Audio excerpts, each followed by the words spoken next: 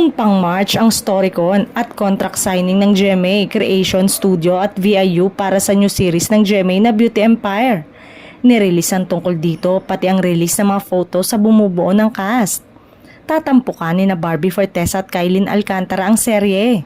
Makakasama rin sina Rufa Gutierrez at Gloria Diaz na parehong beauty queen.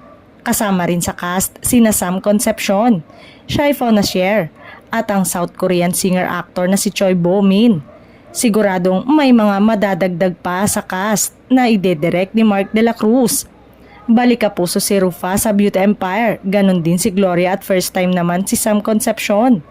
May very short teaser nang lumabas tungkol sa series na si Barbie ang nag-voice over. Medyo mataray ang delivery ng actress ng lines sa teaser. Inisip ng fans na baka kontrabida ang role niya na nilulook forward ng kanyang mga tagahanga. Wala si David Licauco sa Storycon. Ibig bang sabihin hindi siya ang leading man ni Barbie? Isa kina Sam Concepcion at Choi Bo-min ang makakapareha niya o baka naman papasok din si David sa series.